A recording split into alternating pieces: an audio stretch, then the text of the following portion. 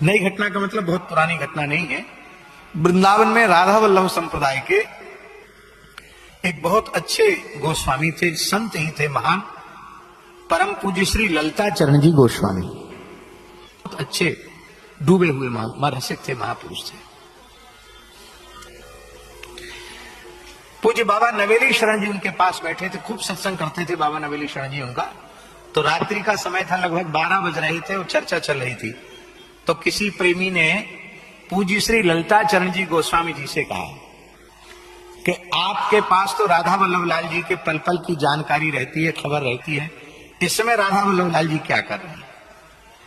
महाराज जी, उस प्रेमी ने तो विनोद में पूछा और पूज्य श्री ललिता चरण गोस्वामी जी ध्यानस्थ हो गए।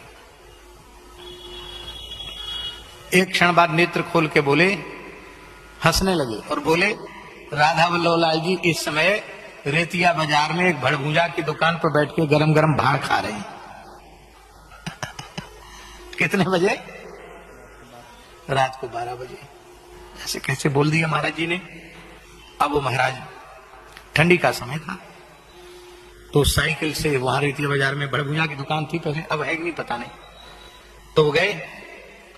तो वहां क्या देखा महाराज जी? एक भड़भूजा, पूरा बाजार में सन्नाटा छाया हुआ, भाड़ झोंक करके, और वो जो है आंख बंद करके ध्यान कर रहा है। तो संत वहां खड़े हो गए, उन्होंने कहा, किसका ध्यान करो? बोले, तुम्हें इससे क्या लेना देना? बोले, हम अपने ठाकुर जी को भोग लगा रहे हैं। कौन से ठाकुर जी आप? बोले, देख लो। तो एक अलमारी में राधा वल्लभ लाल जी का चित्रपट रखा था, गरम गरम भाड़ का भोग लगा रहा था।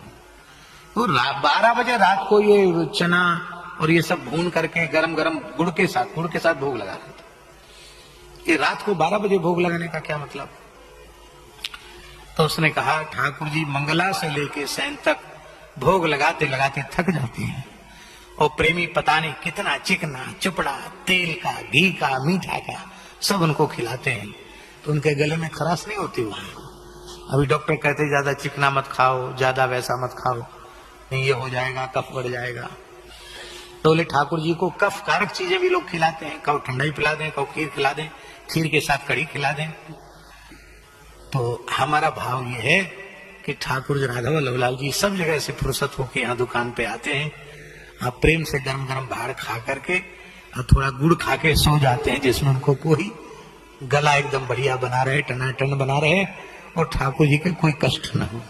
बोलो भक्तवत्सल भगवान की।